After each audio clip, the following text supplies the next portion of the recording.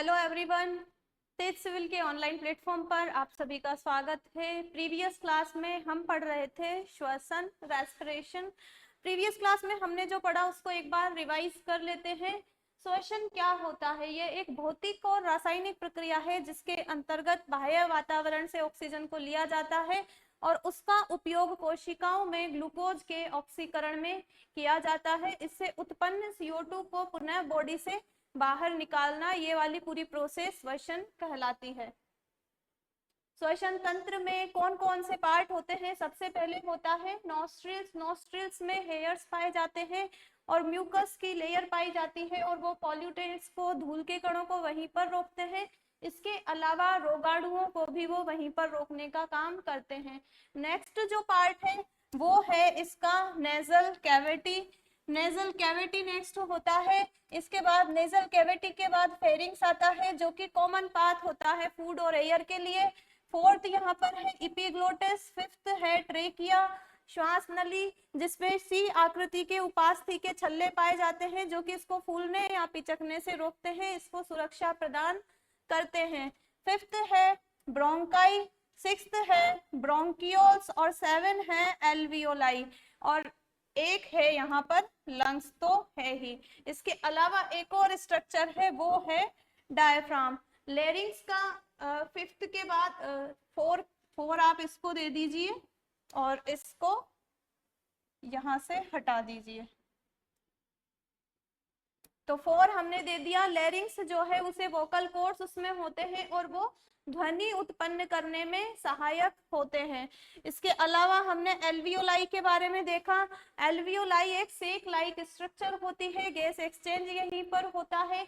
CO2 और O2 का structural and functional unit होती है ये रेस्पिरेटरी सिस्टम की। इसके अलावा इसको 2 पार्ट्स में डिवाइड किया जाता है, अपर रेस्पिरेटरी ट्रैक और लोअर रेस्पिरेटरी ट्रैक।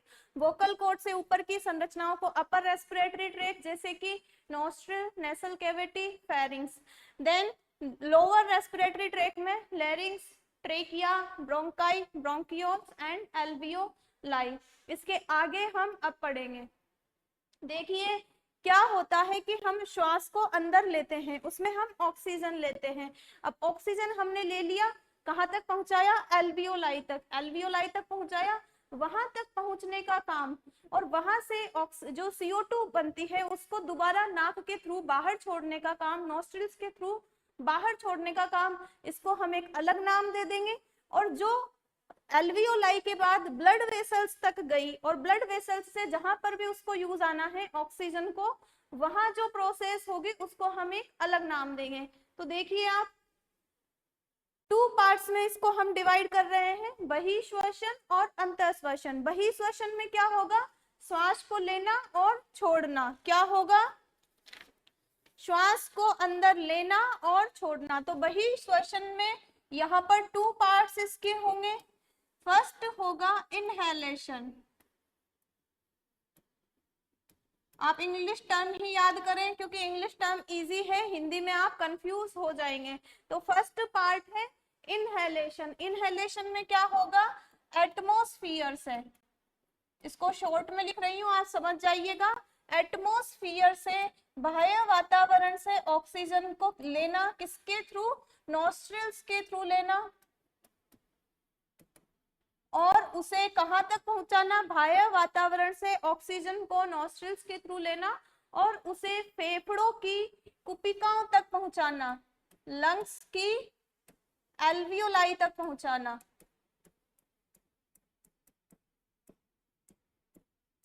ये काम क्या है? ये है हमारा इनहेलेशन। इनहेलेशन में हम क्या कर रहे हैं? बाह्य वातावरण से ऑक्सीजन को ले रहे हैं और उसे जो पाथ हमने पढ़ा अभी, जिसमें कौन आ जाता है? नॉस्ट्रिल्स, नेसल cavity, pharynx, larynx, trachea, bronchi, bronchioles, इनके द्वारा एल्वियोलाई तक पहुंचाना, इसे कहा जाता है इनहेलेशन। इनहेलेशन के बाद क्या होगा? यहाँ पर O2 पहुंची, लेकिन हमने क्या देखा था? CO2 को भी हमें बाहर छोड़ना है। CO2 को बाहर छोड़ने के लिए क्या करेंगे? एक्सहेलेशन। एक्सहेलेशन। इनहेलेशन मीन्स तो अंदर की साइड लेना और एक्सहेलेशन मीन्स बाहर की साइड छोड़ना। तो एक्सहेलेशन में क्या होगा, एक्सहेलेशन में जो कुपिकाएं हैं लंग्स से, लंग्स की एल्वियोलाई से CO2 को, लंग्स की एल्वियोलाई से, अब ये सारे पार्ट्स के नाम तो आप लिख ही लीजिए कि किस पाथ से होकर जाएगा, हमने आगे देख ही लिए। तो लंग्स की एल्वियोलाई से किसको, CO2 को कहां तक पहुंचाना, नॉस्ट्रिल्स तक। किस पाथ के थ्रू, वही bronchioles, bronchi, trachea, larynx, pharynx, then nasal cavity, then nostrils. तो इसके द्वारा बाह्य वातावरण में छोड़ना, किस में छोड़ना, बाह्य वातावरण में, आउटर एटमॉस्फेयर में। यहां पर भी हम लिख देते हैं आउटर। तो इनहेलेशन और एक्सहेलेशन क्या है, श्वास को लेना और छोड़ना इन सिंपल लैंग्वेज। श्वास को अंदर लेंगे तो इनहेलेशन, बाहर छोड़ेंगे तो एक्सहेलेशन। अब उनमें कौन सी गैस छोड़ते हैं हम और कौन सी गैस लेते हैं, O2 लेते हैं, CO2 छोड़ते हैं, किस पाथ से छोड़ते हैं, तो वो हमने यहाँ पर थोड़ा उसको टेक्निकल लैंग्वेज में यहाँ पर देख लिया कि इनहेलेशन में क्या होगा, आउटर एटमॉस्फेयर से ऑक्सीजन को लिया जाएगा नॉस्ट्रिल्स के थ्रू, फिर जो पाथ हमने देखा था रेस्पिरेटरी सिस्टम में उसको फॉलो किया जाएगा और लास्ट में उसको एल्वियोलाई तक पहुंचाया जाएगा। एक्सहेलेशन में क्या होगा, एल्वियोलाई के द्वारा CO2 को, जो वहां पर टिश्यूज के द्वारा बनी हुई होगी, CO2 को नॉस्ट्रिल्स तक पहुंचाना और उसे बाह्य वातावरण में छोड़ना, ये है एक्सहेलेशन। ठीक है, इनहेलेशन और एक्सहेलेशन आपको समझ में आया होगा। अब नेक्स्ट हमको क्या देखना है, नेक्स्ट हमको देखना है अंतःश्वसन या आंतरिक श्वसन या कोशिकीय श्वसन। देखिए क्या हुआ, यहाँ पर हमने ऑक्सीजन को ले लिया, अब ऑक्सीजन हमारे किसी न किसी यूज में तो आएगी, ऑक्सीजन हम ले रहे हैं तो हमारे किसी न किसी यूज में आएगी। एल्वियोलाई तक ऑक्सीजन पहुंची है, अब एल्वियोलाई से आगे जाने के लिए वो ब्लड वेसल में एल्वियोलाई उसको छोड़ेगी ऑक्सीजन को, फिर ब्लड वेसल से वो ब्लड वेसल के थ्रू वो जिस भी ऑर्गन में यूज लेना है, लाइक आपको हार्ट में यूज लेना है ऑक्सीजन को, any organ of our body, किसी भी ऑर्गन में हमें यूज लेना है तो वहां तक ब्लड वेसल के थ्रू पहुंचेगी। तो उस ऑर्गन तक पहुंच गई, अब ऑर्गन में ऑक्सीजन पहुंच गई तो वहां पर इस ऑक्सीजन का यूज कैसे होगा वो हमें देखना है। देखिए आंतरिक श्वसन में क्या होगा, देखिए ऑक्सीजन हमने किसके थ्रू ली, इनहेलेशन के थ्रू ऑक्सीजन ली, अब ये कहां पर पहुंची, कोशिकाओं में पहुंची, किसके थ्रू पहुंची, कुपिकाओं से, कुपिका हमने देखी थी, एल्वियोलाई हमने देखी थी, कुपिकाओं से ब्लड वेसल के द्वारा,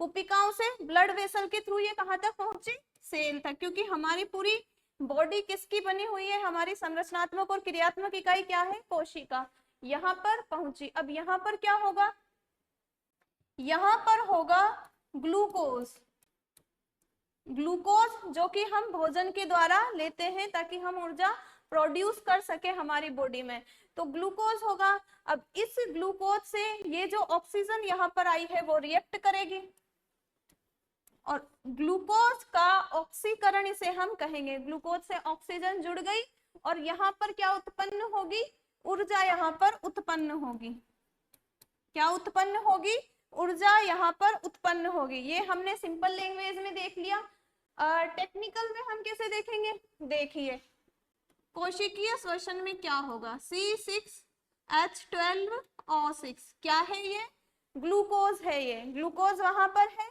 अब इससे क्या होगा, 6 O2 के मॉलिक्यूल, ऑक्सीजन के 6 मॉलिक्यूल इससे बाइंड होंगे और आगे होगा रिएक्शन जो कि हम कोशिकीय श्वसन में आगे पढ़ने वाले हैं। इस ये पूरा रिएक्शन ही हम कोशिकीय श्वसन में पढ़ेंगे कि इससे किस प्रकार से ऊर्जा उत्पन्न होती है, कितनी ऊर्जा उत्पन्न होती है, किस फॉर्म में ऊर्जा उत्पन्न होती है और उसके अलावा और क्या क्या प्रोडक्ट्स वहां पर बनते हैं। तो पहले हम इसका ओवरऑल देख लेते हैं कि ओवरऑल बनता क्या है और किससे बनता है, फिर हम कोशिकीय श्वसन पढ़ेंगे तो उसमें थोड़ा सा डिटेल में हम देख लेंगे।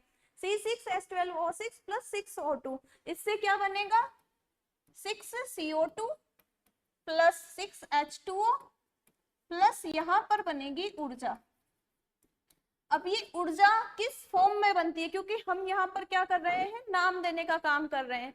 तो हर जो स्टेप है, कोई भी पदार्थ बनता है तो हम उसको क्या दे देते हैं, नाम दे देते हैं। कोई भी ऑर्गन का हमको स्ट्रक्चर देखना है तो हर चीज का हम नाम दे रहे हैं। तो यहाँ पर भी ये जो ऊर्जा बनी है वो यहाँ पर बनेगी एटीपी की फॉर्म में। किसके फॉर्म में, ऊर्जा को हम किसके फॉर्म में लेंगे, यहाँ पर एटीपी के फॉर्म में। और एटीपी की फुल फॉर्म क्या होती है, एडिनोसिन ट्राइफॉस्फेट। क्या होती है, एडिनोसिन ट्राइफॉस्फेट।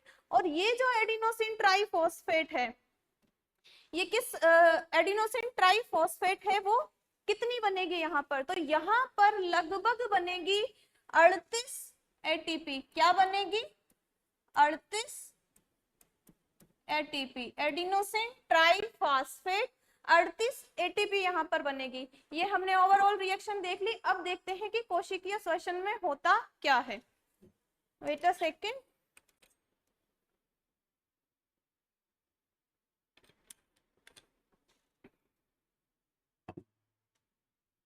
कोशिकीय श्वसन में क्या होता है, वहां पर 3 स्टेप होते हैं। 3 स्टेप के थ्रू ग्लूकोज चेंज होता है। किसमें, इन तीनों चीजों में। कैसे चेंज होगा, वो 3 स्टेप के नाम एक बार हम यहाँ पर लिख लेते हैं। किसके लिख रहे हैं, आंतरिक श्वसन या कोशिकीय श्वसन के। कितने स्टेप है, 3 स्टेप है। आप इसको साथ साथ लिख भी सकते हैं, साथ साथ रिवाइज भी कर सकते हैं, साथ साथ अपने नोट्स बना सकते हैं। तो फर्स्ट स्टेप क्या है, ग्लाइकोलाइसिस। ग्लाइकोलाइसिस फर्स्ट स्टेप है कोशिकीय श्वसन या आंतरिक श्वसन का, ग्लाइकोलाइसिस। सेकंड क्या है, क्रेब्स साइकिल। हिंदी में भी इसको ऐसे ही लिखेंगे, क्रेब्स चक्र। ग्लाइकोलाइसिस को भी हिंदी में ग्लाइकोलाइसिस देवनागरी लिपि में आप लिख लीजिएगा, ग्लाइकोलाइसिस, क्रेब्स साइकिल। और थर्ड क्या है, थर्ड है ETS। इसकी फुल फॉर्म क्या है, electron transport system. Electron transport system है थर्ड स्टेप। तो कोशिकीय श्वसन में हमको ये 3 स्टेप पढ़नी है। आप फोकस्ड होकर इन्हें पढ़े, glycolysis, Krebs cycle, ETS electron transport system, electron transport system. तो हम नेक्स्ट स्लाइड में देखते हैं इसके बारे में डिटेल से। देखिए, ये मैं यहाँ पर बना रही हूँ कोशिका। क्या बना रही हूँ, कोशिका। ये मैंने एक सेल बनाई और क्या हो रहा था, कुपिकाओं के पास थी ब्लड वेसल। तो कुपिकाओं से ऑक्सीजन गई ब्लड वेसल के पास। अब ब्लड वेसल रक्तवाहिनी, रक्त नलिका जो है, रक्तवाहिनी जो है, वो घूमते घूमते हमारी बॉडी में इस सेल के पास आई। तो यहाँ पर क्या आई, ब्लड वेसल। ये क्या है, ब्लड वेसल। अब ये ब्लड वेसल यहाँ पर क्या लाई, ये ब्लड वेसल यहाँ पर लाई ऑक्सीजन। और इस कोशिका को थी ऑक्सीजन की जरूरत। क्यों जरूरत थी इस कोशिका को, क्योंकि इस कोशिका को अपने कार्यों को करने के लिए ऊर्जा की आवश्यकता थी। अब ऊर्जा इसको तभी मिलेगी जब यहाँ पर ग्लूकोज होगा और ऑक्सीजन होगा। तो यहाँ पर ऑक्सीजन आई इधर, ऑक्सीजन ये अंदर ले लेगा, ऑक्सीजन ये बाद में ले लेगा, उसको हम बाद में देख लेंगे। पहले हम देख लेते हैं ब्लड वेसल से ऑक्सीजन आई। अब यहाँ पर क्या है, कोशिका में पहले से ग्लूकोज उपस्थित है। क्या उपस्थित है, ग्लूकोज। ग्लूकोज यहाँ पर उपस्थित है। अब ग्लूकोज क्या होता है, ग्लूकोज जो है उसमें हम क्या फॉर्मूला पढ़ते हैं, C6H12O6, उसका हम फॉर्मूला पढ़ते हैं। तो मतलब कार्बन कितने हैं यहाँ पर, यहाँ पर 6 कार्बन है। ग्लूकोज में क्या है, 6 कार्बन। अब क्या होगा, यहाँ पर ग्लूकोज के बहुत सारे स्टेप होंगे। और ये कितने होंगे टोटल स्टेप, ये होंगे यहाँ पर 10 स्टेप, 10 चरण यहाँ पर होंगे। और ग्लूकोज यहाँ पर टूटेगा, ग्लूकोज को हमको तोड़ना है। यहाँ पर लगभग 10 स्टेप होंगे, 10 चरण होंगे और ग्लूकोज यहाँ पर टूटेगा और टूटकर ये क्या बनाएगा, पायरुविक एसिड। पायरुविक एसिड इसने बनाया। और ये जो पायरुविक एसिड बनाता है, इसका फॉर्मूला अगर हम देखें पायरुविक एसिड का, तो उसमें होते हैं 3 कार्बन। मींस इस पायरुविक एसिड में कितने कार्बन होंगे, 3 कार्बन। ठीक है, 3 कार्बन है, मतलब पायरुविक एसिड के 2 मॉलिक्यूल्स यहाँ पर बनेंगे, क्योंकि यहाँ पर 6 कार्बन है, 3 3 में डिवाइड होगा तो पायरुविक एसिड के 2 मॉलिक्यूल्स यहाँ पर उत्पन्न होंगे। ठीक है, ग्लूकोज को तोड़ा पायरुविक एसिड में। ठीक है, अब यहाँ पर क्या होगा, इन चरणों के दौरान यहाँ पर बनेगी ऊर्जा बनेगी, क्योंकि ग्लूकोज के ऑक्सीकरण जब हम पढ़ते हैं, ग्लूकोज का हम श्वसन पढ़ रहे हैं अभी, तो स्टेप हम देख रहे हैं ग्लाइकोलाइसिस, फर्स्ट स्टेप। तो फर्स्ट स्टेप में कितनी ऊर्जा बनेगी, 2 तो बनेगी एटीपी, एडिनोसिन ट्राइफॉस्फेट, वहां पर मैंने ऊर्जा लिखी थी एटीपी। अब क्या होता है कि हर जो ऊर्जा बनती है वो एटीपी की फॉर्म में नहीं बनती, एटीपी की फॉर्म में नहीं बनती, लेकिन किसी और फॉर्म में बन रही है, मतलब उसका कुछ और नाम होगा, लेकिन बाद में वो एटीपी में कन्वर्ट हो जाती है।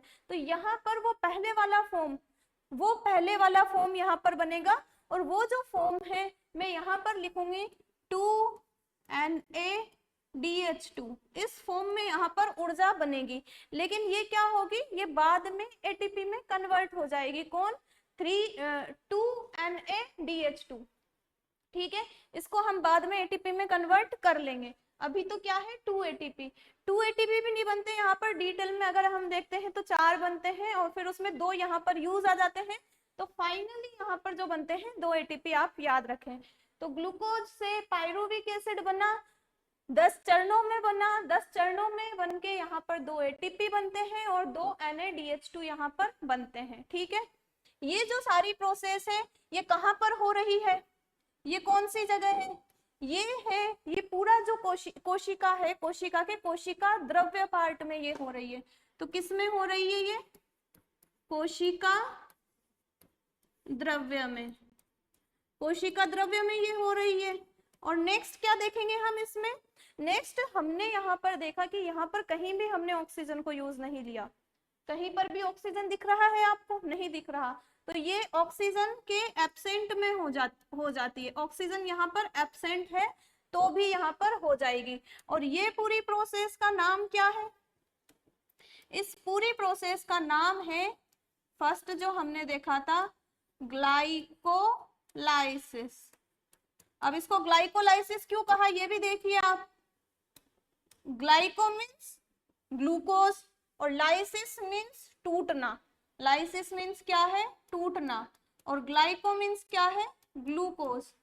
ठीक है, तो ग्लूकोज यहाँ पर पायरुविक एसिड में टूट रहा है, इसीलिए इसको क्या कहा, ग्लाइकोलाइसिस। अब नेक्स्ट हमको स्टेप कौन सी देखनी है, क्रेब्स साइकिल।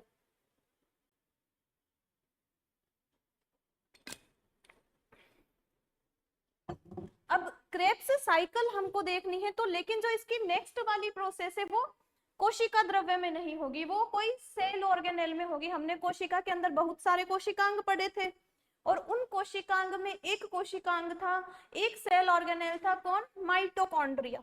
तो हम यहाँ पर एक माइटोकॉन्ड्रिया भी बना देते हैं। कैसी स्ट्रक्चर थी माइटोकॉन्ड्रिया की, यहाँ पर हम बड़ा बना देते हैं, क्योंकि हमको यहाँ पर स्टडी करनी है डिटेल में रेस्पिरेशन की। तो ये था माइटोकॉन्ड्रिया, और इसकी इनर मेम्ब्रेन कुछ इस तरीके की थी। ये हमने यहाँ पर क्या बनाया, माइटोकॉन्ड्रिया। आपको रिकॉल होना चाहिए, हम इसकी स्ट्रक्चर पहले पढ़ के आ चुके हैं। तो ये क्या है, ये है mitochondria.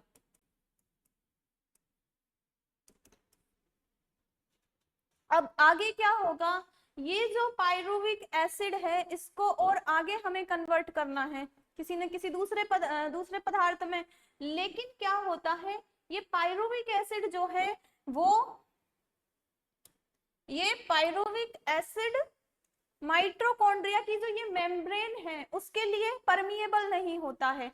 Pyruvic acid direct mitochondria में नहीं जा सकता, डायरेक्ट माइटोकॉन्ड्रिया में नहीं जा सकता, तो इस पायरुविक एसिड को क्या करना पड़ेगा, इस पायरुविक एसिड को अपना भेष बदलना पड़ेगा, अपने अंदर चेंजेस करने पड़ेंगे। जब ये अपना भेष बदलेगा तब इसको माइटोकॉन्ड्रिया अलाउ करेगा इसके अंदर जाने के लिए।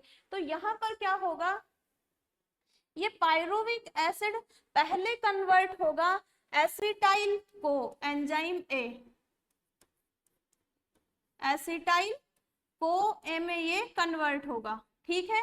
पायरुविक एसिड कन्वर्ट होगा एसिटाइल को ए में। अब इस एसिटाइल को ए में कन्वर्ट होने के दौरान भी यहाँ पर ऊर्जा बनती है, जैसे कि यहाँ पर ऊर्जा बनी एटीपी की फॉर्म में और NADH2 की फॉर्म में। उसी प्रकार पायरुविक एसिड से एसिटाइल को ए बनेगा तो यहाँ पर भी क्या होगी, ऊर्जा उत्पन्न होगी। और यहाँ पर क्या बनेगा, यहाँ पर बनेगा 2NADH2 और एसिटाइल को के भी यहाँ पर क्या बनेंगे, 2 मॉलिक्यूल्स बनेंगे। यहाँ पर मैं लिख देती हूँ, कंफ्यूज ना हो ज्यादा कि क्या लिखा है ये। एसिटाइल को ए के भी यहाँ पर 2 मॉलिक्यूल्स बन रहे हैं और ये दोनों ही अंदर जाएंगे, कहाँ पर, माइटोकॉन्ड्रिया में। पायरुविक एसिड के भी 2 मॉलिक्यूल्स यहाँ पर बन रहे हैं, ठीक है। एसिटाइल को ए अब ये कहाँ जाएगा, ये जाएगा अंदर माइटोकॉन्ड्रिया में, क्योंकि इसने भेष बदल लिया। अब ये माइटोकॉन्ड्रिया में इसको अलाउ कर दिया गया है। अब यहाँ पर हम लिख देते हैं एसिटाइल को ए, ठीक है। अब क्या होगा, ये एसिटाइल को ए जो है यहाँ पर और स्टेप फॉलो करेगा। जैसे यहाँ पर ये स्टेप्स थी, 10 स्टेप्स थी यहाँ पर। अब हमको इन स्टेप्स के बारे में डिटेल में पढ़ना नहीं है, क्योंकि आरएस के लेवल पे इतना ज्यादा डिटेल में हमें नहीं पढ़ना है, इससे हमारा काम चल जाएगा। इसी प्रकार यहाँ पर भी एसिटाइल को ऐसे बहुत सारी स्टेप होगी, एक साइकिल चलेगी स्टेप्स की। तो उस स्टेप्स को हम ना देखते हुए कुछ इंपॉर्टेंट जो बीच में पदार्थ बनते हैं उनको देख लेते हैं। एसिटाइल को ए यहाँ पर कितने हैं, 2 मॉलिक्यूल्स हैं, ठीक है। एसिटाइल को ए से यहाँ पर बनेगा सिट्रिक एसिड, सिट्रिक एसिड यहाँ पर बनेगा।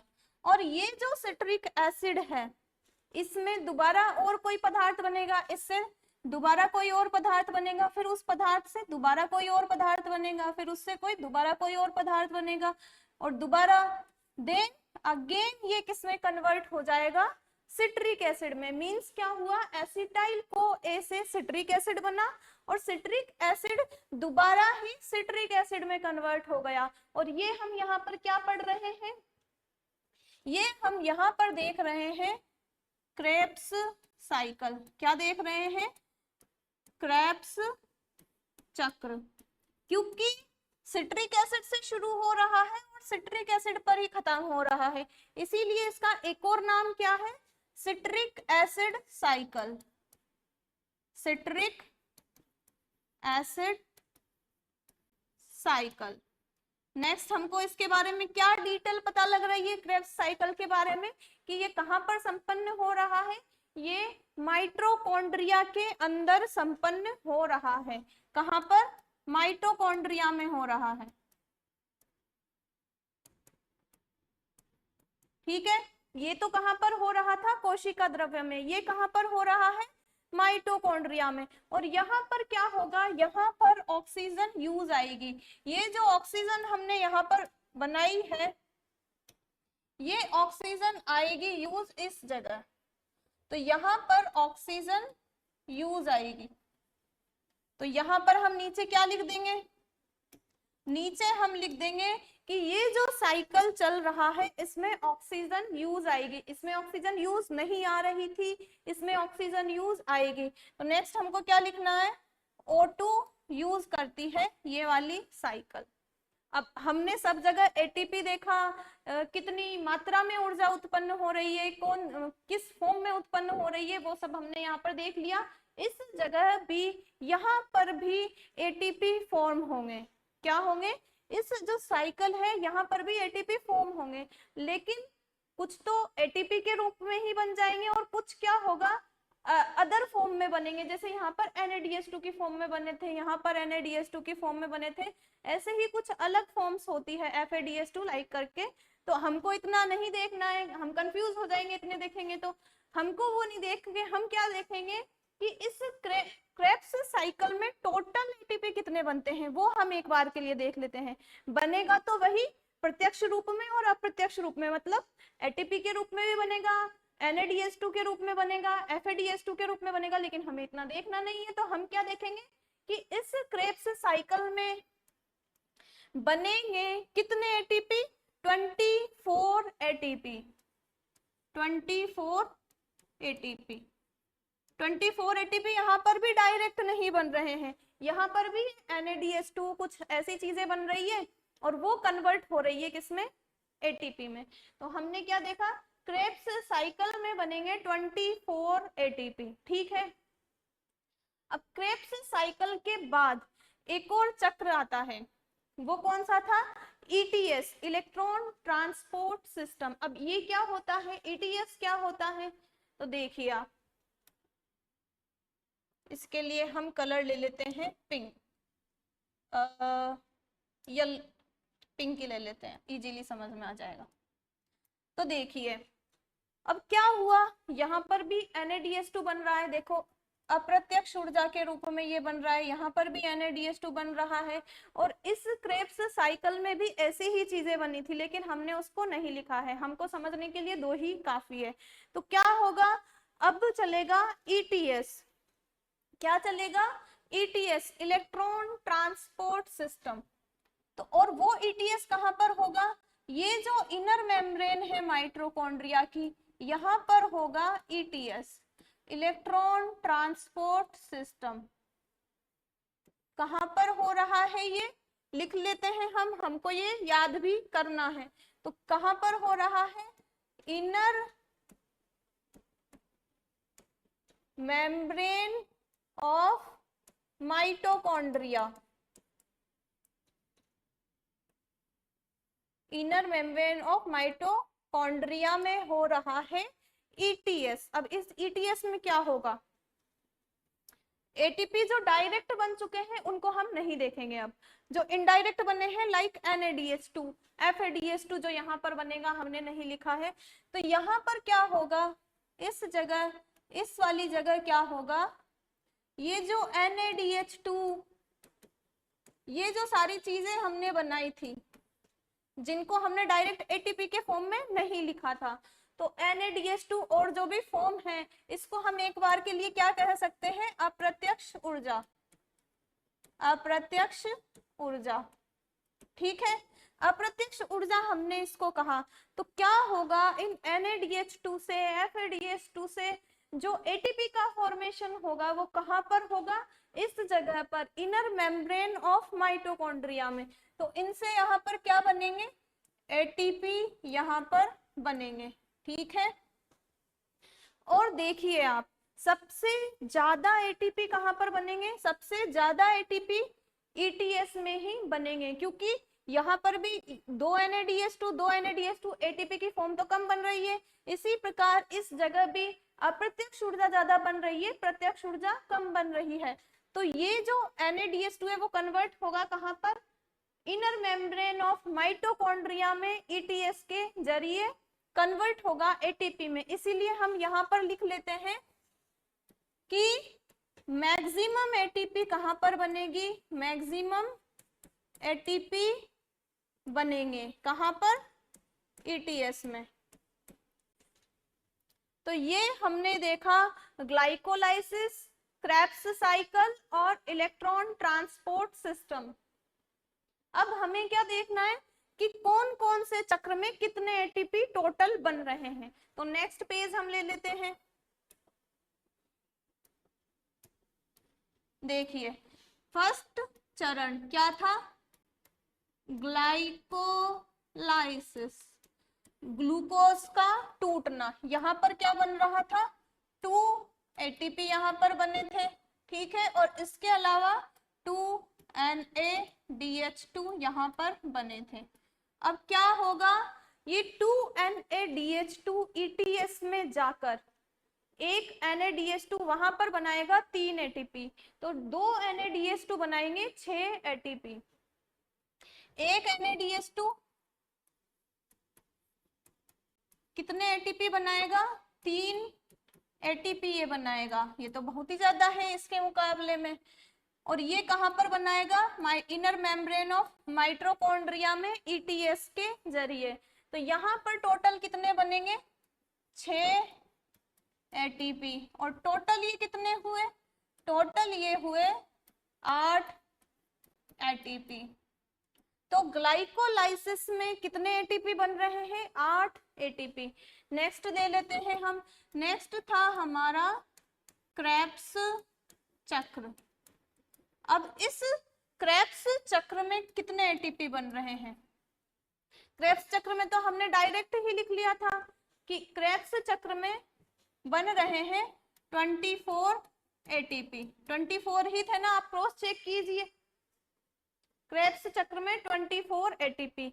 लेकिन आप एक और चीज देखिए, ये है ग्लाइकोलाइसिस, ये है क्रेब्स साइकिल, बीच में कुछ प्रिपरेशन भी चल रही है भेष बदलने की। इस प्रोसेस में भी 2 NADH2 बन रहे हैं, तो इनको भी हम लिख लेते हैं। बीच में प्रिपरेशन जब हम कर रहे थे, किसकी प्रिपरेशन कर रहे थे? भेष बदलने की। तो उस समय भी क्या बने थे? 2 NADH2। ठीक है। अब इन 2 NADH2 से कितने एटीपी बनेंगे? Again 6 ATP.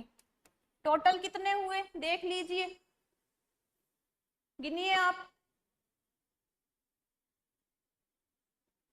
38 एटीपी यहाँ पर टोटल हो चुके हैं।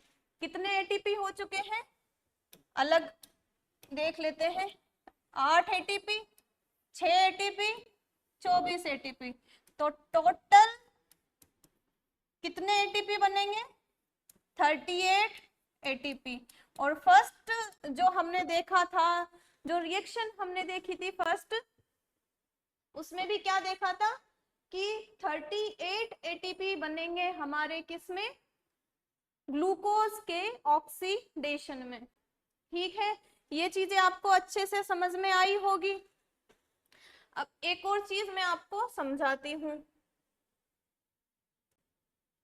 देखिए, हमने क्या पढ़ी थी? हमने पढ़ी थी एल्वियोलाई। ये क्या है? एल्वियोलाई। ये है कुपिका। आप जो स्ट्रक्चर हमने देखी थी उसको याद कीजिए। तो ये क्या है? एल्वियोलाई।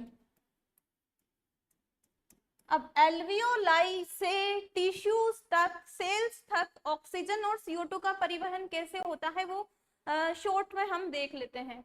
तो देखिए, ये है एल्वियोलाई और यहाँ पर है कोई कोशिका, आप मान लीजिए जो सेल हमने वहां पर बनाई थी बड़ी वाली, उसी को आप मान लीजिए। तो ये क्या है? ये है सेल। अब क्या करना है? एल्वियोलाई से ऑक्सीजन पहुंचाना है इस सेल तक, और सेल से जो CO2 बनेगा उसको पहुंचाना है एल्वियोलाई तक। कैसे पहुंचाएंगे पता है आपको? ब्लड वेसल के जरिए। तो यहाँ पर क्या होगा? यहाँ पर ब्लड वेसल्स का जाल पाया जाता है। ये हम क्या बना रहे हैं? Blood vessel.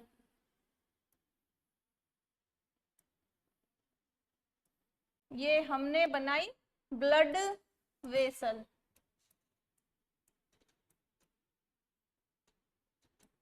ठीक है। एल्वियोलाई से कोशिकाओं तक हमने बनाई रक्त वाहिनी। अब यहां से क्या करना है हमको? देखिए आप, यहां से हमको करना है, यहाँ पर तो क्या है? ऑक्सीजन। ठीक है, ऑक्सीजन यहाँ पर है, और यहाँ पर सेल्स से क्या बनी? CO2 यहाँ पर बनी। ऑक्सीजन इसने यूज ली और CO2 यहाँ पर बनी। अब ऑक्सीजन कुपिका से रक्त वाहिनी में कैसे आएगी? ये आएगी जहां पर इसका आंशिक दाब ज्यादा है, वहां से कम की तरफ आएगी। आंशिक दाब, आंशिक दाब ज्यादा से कम की तरफ। ये साइंस के मीन तो ये जो साइन मैंने बनाए हैं उनके मीन तो अब आपको समझ में आते होंगे। आंशिक दाब जहां पर ज्यादा है, कम आंशिक दाब की तरफ वहां से चली जाएगी। कौन से प्रोसेस के थ्रू? यहां पर होगा प्रोसेस डिफ्यूजन, और डिफ्यूजन को हिंदी में कहा जाता है विसरण। ठीक है, नॉर्मल इजी लैंग्वेज में समझाते हैं अभी।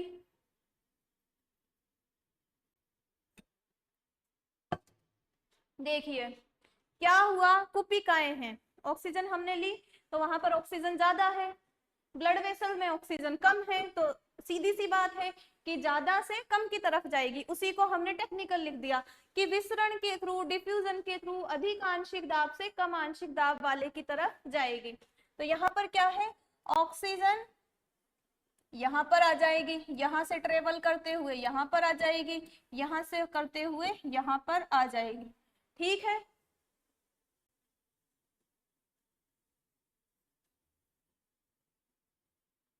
अब क्या होगा देखो, यहां तक ऑक्सीजन आ गई। अब यहाँ पर क्या है, ब्लड वेसल में ऑक्सीजन ज्यादा है, कोशिका में ऑक्सीजन कम है। तो ब्लड वेसल में ऑक्सीजन ज्यादा है, अगेन इसका आंशिक दाब यहाँ पर ज्यादा है, कोशिका में कम है, तो यहाँ से यहाँ तक ये चली जाएगी। ठीक है, यहाँ से यहाँ तक तो ये चली गई। अब यहाँ पर इसने ग्लूकोज से क्रिया करी और बना यहाँ पर CO2। अब CO2 को भी हमको बाहर छोड़ना है। अब क्या हुआ कि यहाँ पर जो CO2 है कोशिका में वो तो ज्यादा है और यहाँ पर ब्लड वेसल में कम है, इसीलिए CO2 यहाँ से यहाँ पर चला जाएगा और फिर यहाँ से होता हुआ ये यहाँ पर आ जाएगा।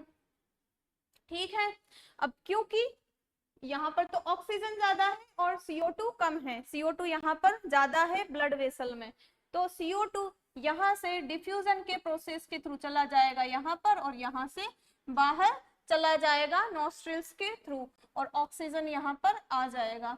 तो इस प्रकार से जो ऑक्सीजन और कार्बन डाइऑक्साइड का परिवहन है वो डिफ्यूजन के थ्रू होता है और प्रोसेस क्या होती है, अधिक आंशिक दाब से कम आंशिक दाब वाले क्षेत्र की ओर इनका परिवहन होता है। ये चीजें हमने देख ली।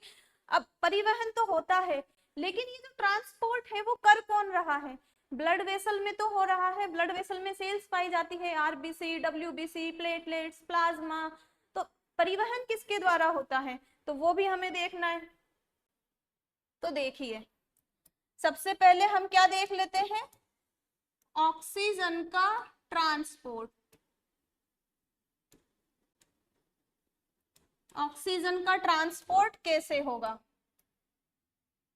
ठीक है, ऑक्सीजन का ट्रांसपोर्ट कैसे होगा, ऑक्सीजन यहां से यहां तक गया तो सही, लेकिन कैसे गया, तो यहाँ पर दो तरीके यहाँ पर काम करते हैं। दो तरीकों में क्या होगा,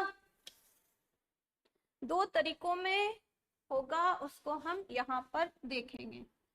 ऑक्सीजन का ट्रांसपोर्ट, ऑक्सीजन का ट्रांसपोर्ट किसके थ्रू हो रहा है, ब्लड वेसल के थ्रू। ब्लड वेसल में क्या होता है, ब्लड, तो यहाँ पर क्या है, ब्लड।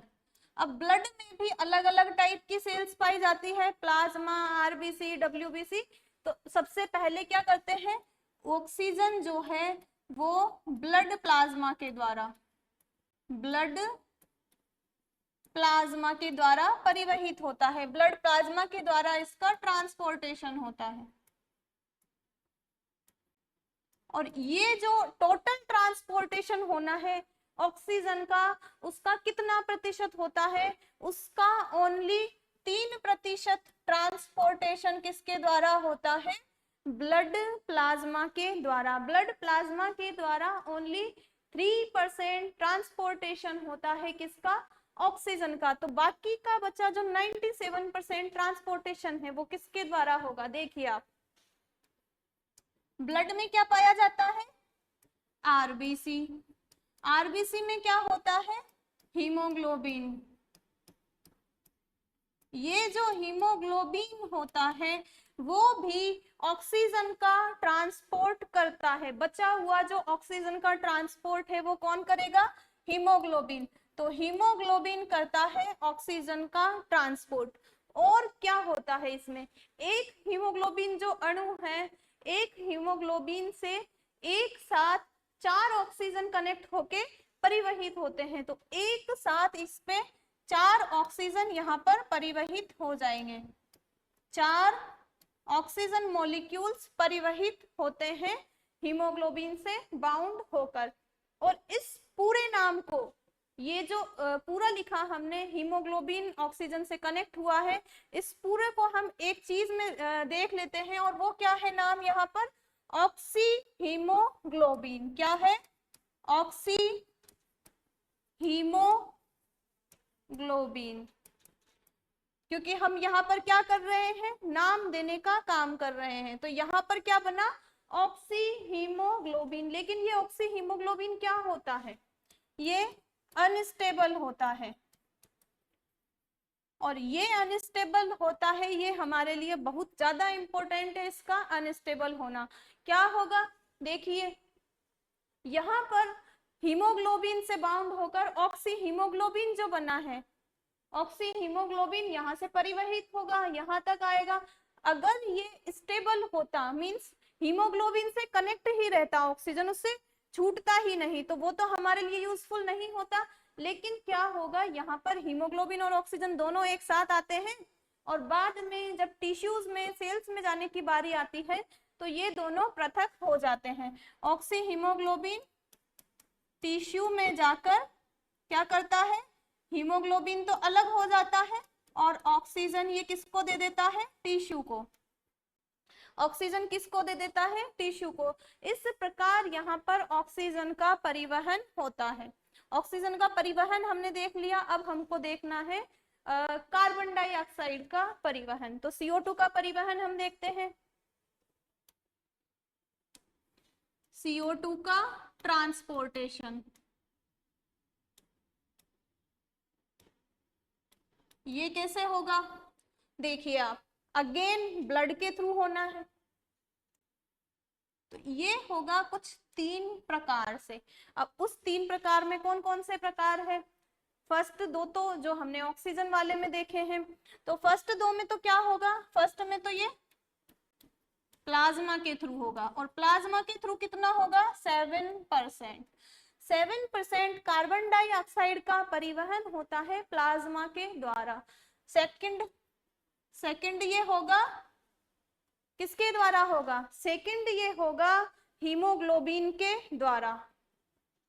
CO2 किससे बाउंड करेगा, हीमोग्लोबिन। हीमोग्लोबिन को मैं अब शॉर्ट में लिख रही हूँ, आगे भी लिख देती हूँ ताकि आपको समझ में आ जाए। ये हीमोग्लोबिन हमने यहाँ पर लिखा। तो सेकंड जो है CO2 किससे बाउंड होगा, हीमोग्लोबिन से। और हीमोग्लोबिन का भी एक ग्रुप होता है, एमिनो ग्रुप, तो उससे ये बाउंड होता है। हीमोग्लोबिन का भी एक ग्रुप कौन सा है, अमीनो ग्रुप। तो अमीनो ग्रुप से बाउंड होता है CO2, इसीलिए इसका जो नाम है वो नाम यहाँ पर क्या होगा, कार्बामीनो हीमोग्लोबिन। कार्बामीनो हीमोग्लोबिन डिवाइड करके देख लीजिए आप। कार्ब मीन्स तो carbon dioxide, amino means amino group से ये बाउंड हो रहा है, और हीमोग्लोबिन मीन्स हीमोग्लोबिन जो आरबीसी में पाई जाती है। तो CO2 का परिवहन 7% तो हुआ प्लाज्मा से, और कार्बामीनो हीमोग्लोबिन के रूप में CO2 का परिवहन होता है लगभग 23%। टोटल जो CO2 का परिवहन होता है उसका 23% कार्बामीनो हीमोग्लोबिन के रूप में होता है। अब नेक्स्ट किसके रूप में होगा, देखिए सेल्स में क्या होता है, जब ऑक्सीडेशन हो चुका होता है, ग्लूकोज का ऑक्सीकरण हो चुका होता है, तो CO2 वहां पर ज्यादा मात्रा में मौजूद होगी, तो सेल्स में CO2 अधिक मात्रा में उपस्थित है। अब ये CO2 क्या करेगी, ये CO2 करेगी यहाँ पर H2O से क्रिया। CO2 H2O से यहाँ पर क्रिया करेगी, क्योंकि सेल्स में H2O भी प्रेजेंट होता है। तो CO2 H2O से क्रिया करेगी तो क्या बनेगा, यहाँ पर देखिए आप, क्या बनेगा, H2CO,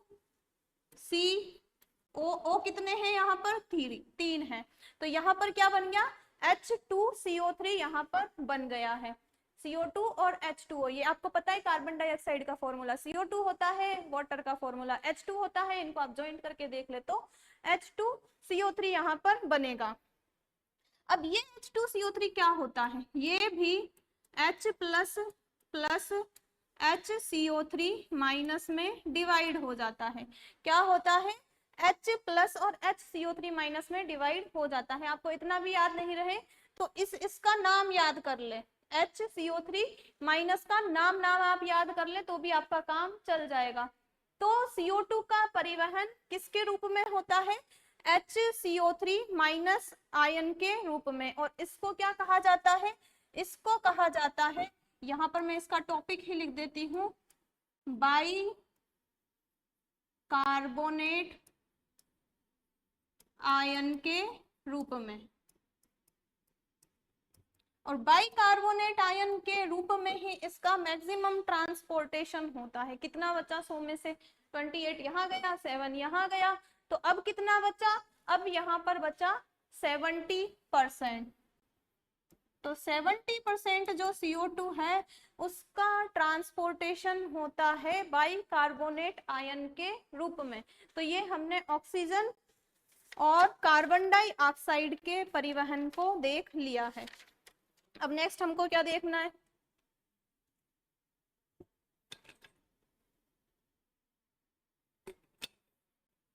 नेक्स्ट हमको देखना है कि यहाँ पर तो ऑक्सीजन प्रेजेंट है, लेकिन अगर ऑक्सीजन कहीं पर एब्सेंट हुई तो श्वसन कैसे होगा, तो उस प्रोसेस को हमको देखना है। उसको क्या कहेंगे, उसको कहेंगे अनोक्सी श्वसन एंड एरोबिक रेस्पिरेशन। तो देखिए आप नेक्स्ट क्या देखेंगे हम, नेक्स्ट देखेंगे हम अनोक्सी श्वसन। अनोक्सी श्वसन, अनोक्सी श्वसन को इंग्लिश में क्या कहा जाता है, एनएरोबिक रेस्पिरेशन। इंग्लिश वाले, इंग्लिश मीडियम वाले लिख ले अनोक्सी श्वसन हमको देखना है, ठीक है। यहाँ पर क्या है, ग्लूकोज है, ग्लूकोज है यहाँ पर। अब ग्लूकोज से दोबारा हमको तोड़ना है यहाँ पर, तो ग्लूकोज से सबसे पहले कौन सा चक्र चालू होता है, ग्लाइकोलाइसिस। तो ग्लूकोज से यहाँ पर कौन सा चक्र होगा, सबसे पहले ग्लाइकोलाइसिस। और ग्लाइकोलाइसिस होके ग्लाइकोलाइसिस, अब ग्लाइकोलाइसिस होके यहाँ पर क्या बनेगा, पायरुविक एसिड। ये तो हमने देख लिया था, क्योंकि ग्लाइकोलाइसिस में ऑक्सीजन की जरूरत नहीं थी, तो यहाँ पर भी ऑक्सीजन की जरूरत नहीं है, ऑक्सीजन यहाँ पर है ही नहीं, तो जरूरत तो क्या ही है। तो यहाँ पर ग्लाइकोलाइसिस कंप्लीट हो जाएगा और पायरुविक एसिड यहाँ पर बनेगा। अब पायरुविक एसिड को आगे फर्दर टूटने के लिए, फर्दर कन्वर्ट होने के लिए किसकी नीड होती है, ऑक्सीजन की नीड होती है। लेकिन यहाँ पर क्या है, यहाँ पर ऑक्सीजन क्या है, एब्सेंट है,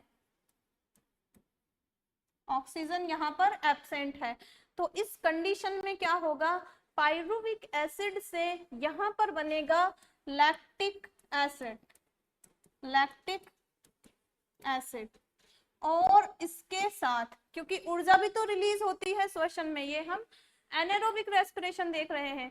एरोबिक में तो क्या होती थी 38 एटीपी, लेकिन जब इस प्रकार का श्वसन होता है, ये मैंने आपको शॉर्ट में बताया है कि ग्लूकोज से ग्लाइकोलाइसिस होकर पायरुविक एसिड बन जाएगा। पायरुविक एसिड को जब ऑक्सीजन नहीं मिलेगी तो वो लैक्टिक एसिड में कन्वर्ट हो जाएगा। इसके अलावा यहाँ पर 2 एटीपी और बनेंगे, तो यहाँ पर क्या बनेंगे, 2 एटीपी बनेंगे एनारोबिक रेस्पिरेशन में।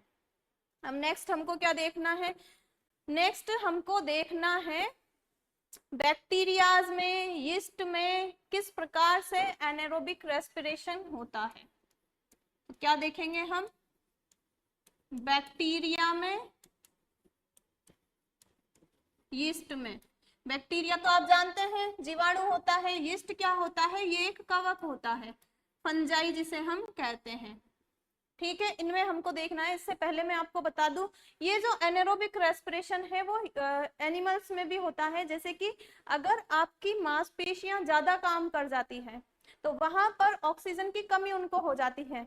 तो ज्यादा काम अगर मांसपेशियां करेगी, जैसे कि ज्यादा वजन उठा लिया और हमारी मांसपेशियों में उतना काम करने की ताकत नहीं है, तो वहां पर ऑक्सीजन की कमी हो जाएगी। ऑक्सीजन की कमी हो गई तो हमें पेन फील होता है वहां पर कुछ समय बाद, और वो पेन किसकी वजह से होता है, वो होता है इस लैक्टिक एसिड की वजह से, क्योंकि वहां पर एनारोबिक रेस्पिरेशन हो जाता है और एनारोबिक रेस्पिरेशन होकर वहां पर बन जाता है लैक्टिक एसिड। अब नेक्स्ट हमको क्या देखना है, हम क्या देख रहे हैं, बैक्टीरिया और यीस्ट में किस तरीके से होगा एनारोबिक रेस्पिरेशन। देखिए इसमें क्या होगा, ग्लूकोज होगा, अब ग्लूकोज होगा और यहाँ पर भी क्या होगा, ऑक्सीजन एब्सेंट होगा। माइनस का मीन क्या है, ऑक्सीजन यहाँ पर अनुपस्थित है। तो यहाँ पर जब ऑक्सीजन एब्सेंट होगा तो यहाँ पर क्या बनेगा, यहाँ पर बनेगा या तो यहाँ पर बनेगा एसिड या यहाँ पर बनेगा अल्कोहल लैक्टिक एसिड की जगह, या तो यहाँ पर बनेगा एसिड या यहाँ पर बनेगा अल्कोहल।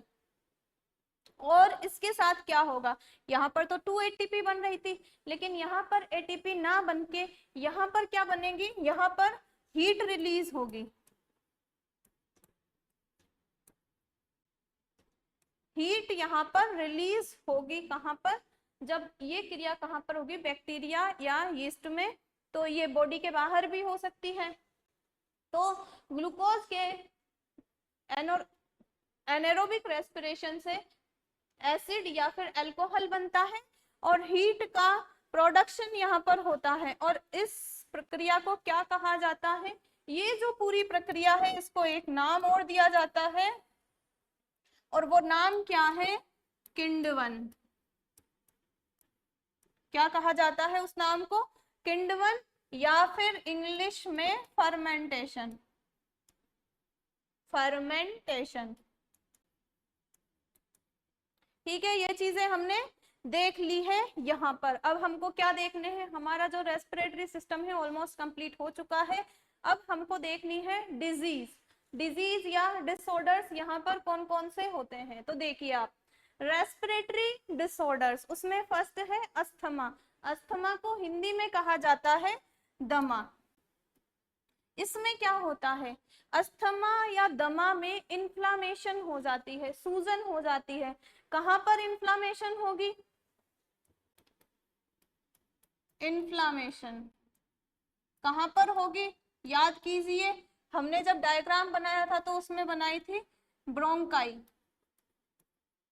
ब्रोंकाई हमने बनाई थी। हिंदी मीडियम वाले स्टूडेंट भी इंग्लिश वर्ड्स याद रखे तो ज्यादा बेनिफिट रहेगा। तो ब्रोंकाई बनाई थी और ब्रोंकियोल्स, ब्रोंकाई और ब्रोंकियोल्स में यहाँ पर क्या होगा, सूजन आ जाएगी और सूजन की वजह से श्वास लेने में दिक्कत होगी, इसी को क्या कहा जाता है, दमा। इनकी वजह से क्या होगी, difficulty in breathing, difficulty in breathing. तो अस्थमा में क्या होता है, इन्फ्लामेशन हो जाती है ब्रोंकाई में, और ब्रोंकियोल्स में उसकी वजह से डिफिकल्टी हो जाती है कहां पर, ब्रीदिंग में। नेक्स्ट डिजीज कौन सी है, एम्फीसीमा। अब इस एम्फीसीमा में क्या होता है, सबसे पहले तो ये क्यों होता है, इसका कारण क्या है। एम्फीसीमा का कारण है धूम्रपान अगर कोई व्यक्ति करता है, धूम्रपान, धूम्रपान अगर कोई व्यक्ति करता है तो उसे एम्फीसीमा हो जाता है। अब इसमें क्या होगा, हमने पढ़ा था, स्ट्रक्चर को आप अगेन याद कीजिए, हमने पढ़ा था एल्वियोलाई, एल्वियोलाई। तो इसमें क्या होगा, जो एल्वियोलाई है वो क्षतिग्रस्त हो जाएगी, वो डैमेज्ड हो जाएगी, डैमेज्ड हो जाएगी। तो क्या होगा, क्योंकि जो मेन फंक्शन था हमारा वो कहां पर हो रहा था, एल्वियोलाई में, ऑक्सीजन और कार्बन डाइऑक्साइड का एक्सचेंज कहां पर हो रहा था, एल्वियोलाई में। तो यहाँ पर एल्वियोलाई अगर क्षतिग्रस्त हो जाती है तो क्या होगा, गैस का एक्सचेंज में बाधा आएगी, गैस एक्सचेंज में क्या आएगी, बाधा आएगी, और इसी को कहा जाता है एम्फीसीमा। नेक्स्ट डिजीज क्या है, नेक्स्ट है ऑक्यूपेशनल रेस्पिरेटरी डिसऑर्डर। इसमें क्या होता है, हिंदी में क्या कहा जाएगा इसको, व्यावसायिक श्वसन रोग। देखिए कुछ इंडस्ट्रीज ऐसी होती है जहां पर कांच का घिसाई पिसाई का कार्य चल रहा होता है, तो वहां पर क्या होती है, जो कांच है, ग्लास है, उसकी धूल उड़ती रहती है और वो धूल उड़कर कहाँ पर जाएगी, हमारी नोज के थ्रू, नोस्ट्रिल्स के थ्रू हमारे वो रेस्पिरेटरी ट्रैक में चल जाएगी और उससे जो डिजीज उत्पन्न होती है वो है ऑक्यूपेशनल रेस्पिरेटरी डिसऑर्डर। तो इसमें क्या होगा, देखिए मान लीजिए पत्थरों की क्या हो रही है, घिसाई का कार्य हो रहा है या फिर पिसाई का कार्य हो रहा है, इससे क्या उत्पन्न होगी, डस्ट उत्पन्न होगी। और ये डस्ट क्या करेगी, इस डस्ट को अगर हम इनहेल कर लेते हैं तो वो हमारे लिए प्रॉब्लम क्रिएट कर सकती है।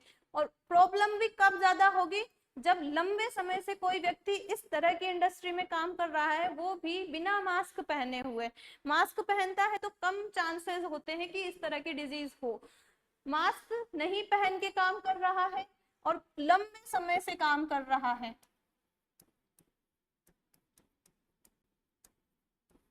तो क्या होगा, यहाँ पर फाइब्रोसिस की कंडीशन उत्पन्न हो जाएगी। अब फाइब्रोसिस क्या होता है उसे भी हम देखेंगे, तो सबसे पहले हम लिख लेते हैं यहाँ पर फाइब्रोसिस। फाइब्रोसिस में क्या है कि जो फाइब्रस टिश्यूज है हमारे रेस्पिरेटरी ट्रैक में, रेस्पिरेटरी जो हमारा श्वसन तंत्र है उसमें फाइब्रस टिश्यू है, उनका प्रोलिफरेशन हो जाता है, उनकी संख्या बढ़ने लग जाती है। तो इसमें क्या होगा, प्रोलिफरेशन, प्रोलिफरेशन मीन्स संख्या का बढ़ना, proliferation of fibrous tissue, fibrous tissue, proliferation of fibrous tissue हो जाता है, उसको फाइब्रोसिस कहा जाता है। और इसमें भी अलग अलग तरह की डिजीज आती है, जैसे कि सिलिकोसिस का नाम आपने सुना होगा, जैसे कि एस्बेस्टोसिस, उनको हम डिजीज में आगे और डिटेल में पढ़ेंगे। तो सबसे पहले इसके एग्जाम्पल क्या है, सिलिकोसिस, नेक्स्ट कौन सा है, एस्बेस्टोसिस।